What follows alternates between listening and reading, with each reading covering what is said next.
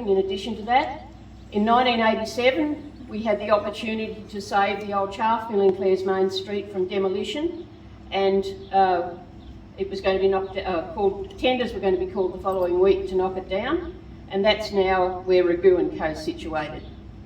That was a major restoration project, and as all enthusiastic young people at the age of 30, when the day we bought the chaff mill, I had 3 kids under 4. Anyway, that was a great opportunity, and we feel that that was a gift to Clare to be able to restore that building, and it's held successful businesses ever since. Sometimes 3 businesses, currently 3, and it's business opportunities for the town. We put a lot of money back into the town through employing contractors, and it had spin-offs in every direction. We always found the huge link between tourism and business. We would get really busy pumping out the septic tank at the Seven Hill pub on a Saturday night because the pub was busy. Easter Sunday at the Clare races, pumping out the septic. Then the Clare Central Motel was going to be built, so we had the opportunity to do the plumbing, and from that we had extra income to put into other investments. So it all goes around in a big circle. There's a huge link. People come to Clare, use the services, and that generates more income for the town. And this applies right over the council area and all the other businesses as well.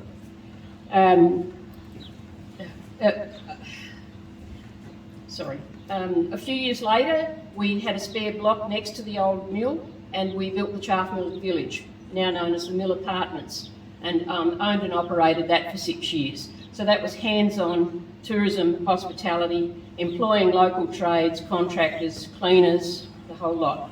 Very constant building, and was a business, and it was very exciting to make a success of it, to the point that we won tourism awards operating it.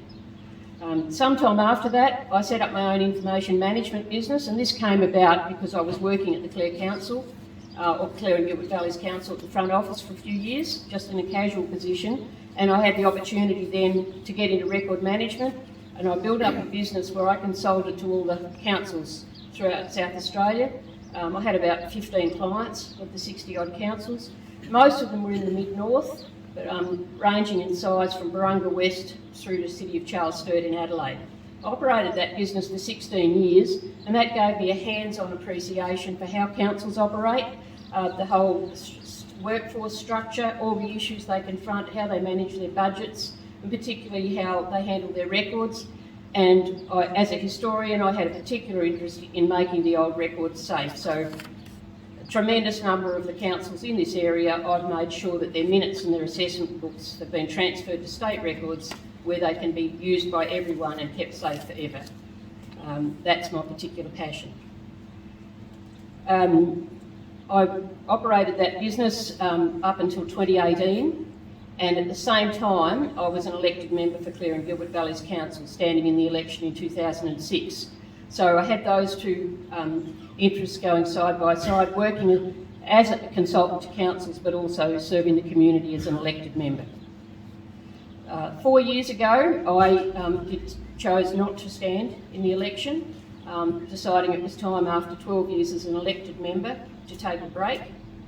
And I took a position with the state government in Adelaide, again in record management, and I went from being a sole operator with a few staff occasionally to working in Flinders Street with a team of 12 but 1,000 people in our building. So that over the last 3 years has given me incredible opportunities for growth, to understand corporate structure and all the things that come about with government, training, and particularly moving from paper to digital records, which I have a hands-on role every day. And at the moment I provide customer service to all the government schools in South Australia, working with them to manage their records, give them advice and provide training online, email, over the phone and face-to-face. So it's been a tremendous role, and it's been a real gift at this stage of my working career. I always intended at some point to offer myself as a mayoral candidate, and the time for me is right now. I would welcome the challenge and I would bring respect and dignity to the role. I believe that its council represents the people and it has to be very, very closely communicating with the people to reflect their needs and wishes. There's nothing more exciting than democracy.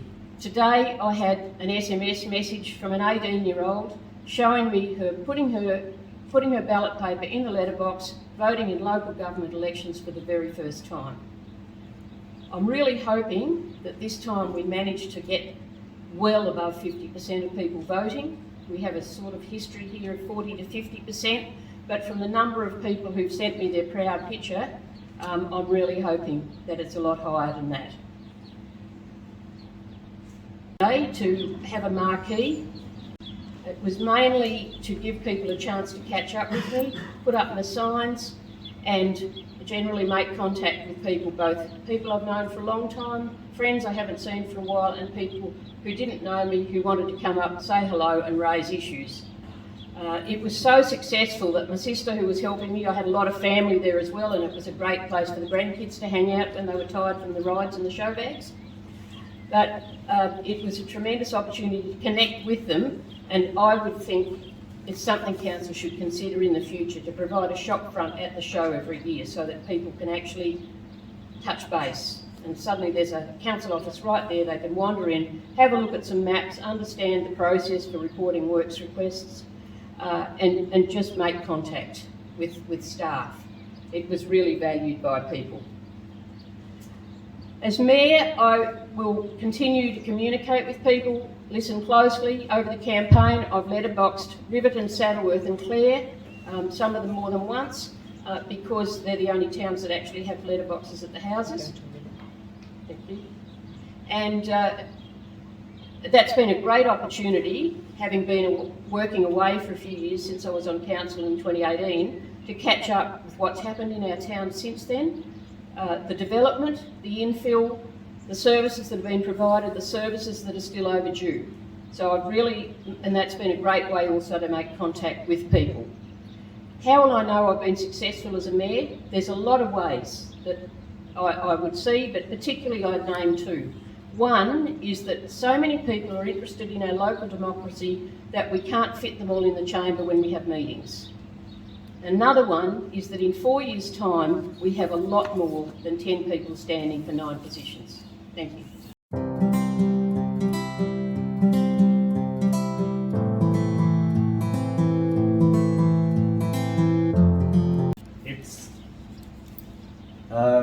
Sorry, I'm a little bit out of sorts a little bit in terms of, I just heard that someone I almost consider a mentor, Mary Iveson, died last night, who was a previous chair of this District Council of Saddleworth and Auburn. And I guess from him, I learnt some various things.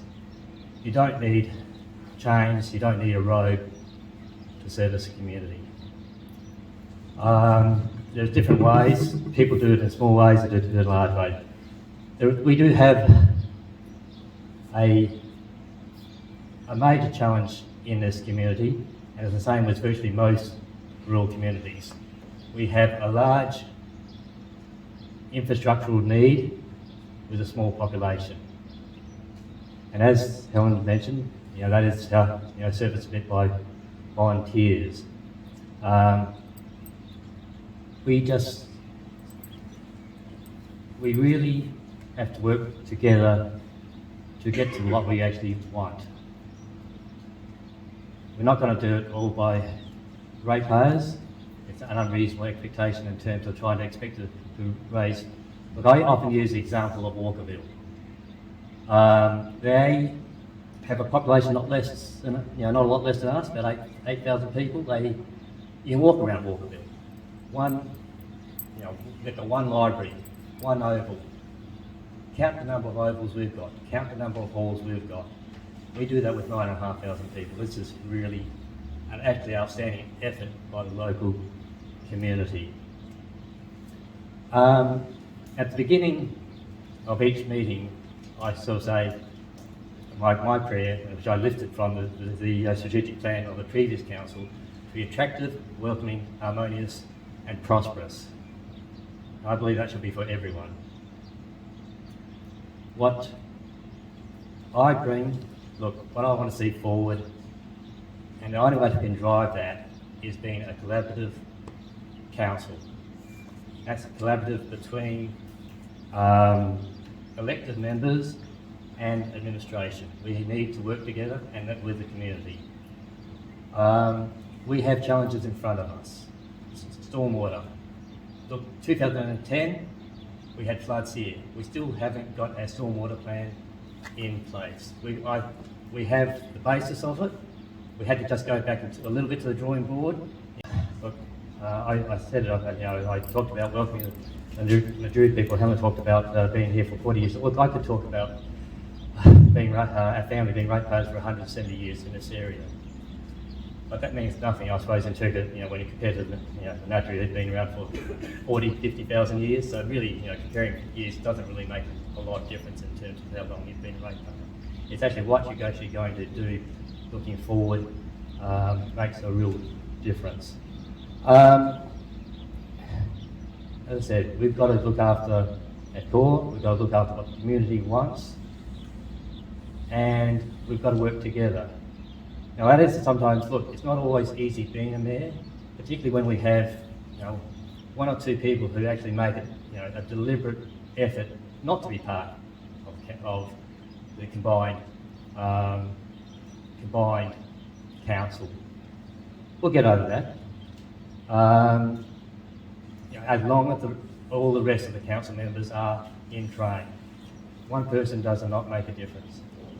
It's the other 8 will. And I think I can actually help guide those people together. I think I've shown in the last 4 years that I've been willing to stand up when I've needed to stand up. And I guess just again in terms of, like I mentioned before, you don't need chains or flash clothes or anything like that. I deliberately did this. Sorry, Alan. The right way. Go for it. Go for it, Wayne. This coat in the area, look, 3 out of my 4 children finished their education, finished their Year 12 education here at Risbon. And we talk about health. Last 12 months, 12 months ago, I spent time with my father as he died at Clare Hospital. It's not figures. I'm talking about real people and real circumstances. So when I advocate, when I have the opportunity to advocate, it actually means something to me. All I can do is offer my service, and I said I reflect on those who have gone before. All that we have here is worked on the effort of those who've come before us. And if we can build on that, and if we can work together, and I think we have great opportunity in this area. Look, and I hope you support me to do that. Thank you.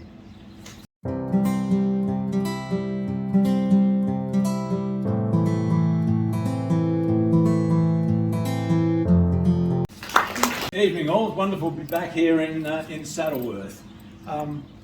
Tonight you probably came along thinking that you would get the full benefit of free speech that this country still supposedly offers. I want to tell you that such is not the case. The Australian Electoral Commission says in their guide to candidates, it gives some advice, in fact their requirements, and it includes being accurate and not misleading, don't be offensive or obscene, and I work hard to be neither. But importantly, when it comes to freedom of speech and potential censorship, it says 2 more paragraphs, slightly longer. Do not refer to another person who is nominated as a councillor, a candidate for election to the council, either at the same election or any other election to be held on the same day, without the written consent of that person. Good luck. Not comment on the decisions or actions that have been made or taken by the council, or on decisions or actions of past or present members of the council. The word comment is taken to mean a criticism, value judgment, or endorsement of a decision about a council or council members. It does not preclude statements of fact that are neutral, but is intended to exclude commentary that is either negative criticism or positive endorsement.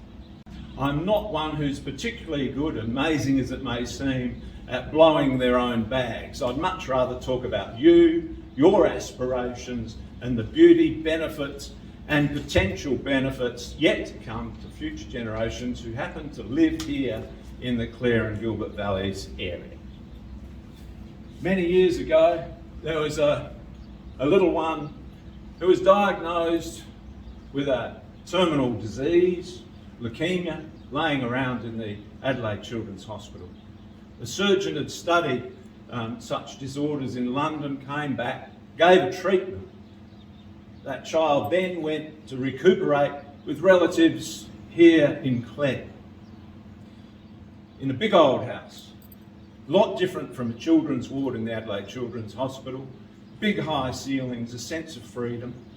The pain was still there but receding.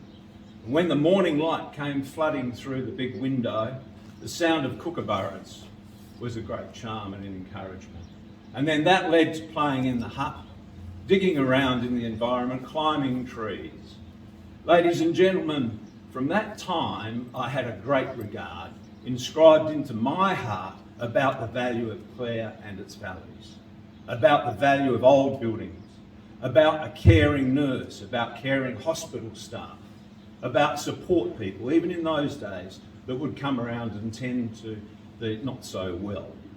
I learned also about the value of environment in raising children, the value of trees, the value of the freedom to play and be a child.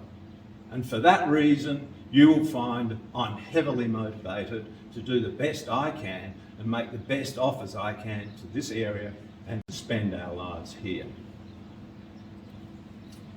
Getting back into the technicalities of the issue, I think strongly that there is a great difference between being a mayor and being a councillor. Previous mayors have confirmed this with me.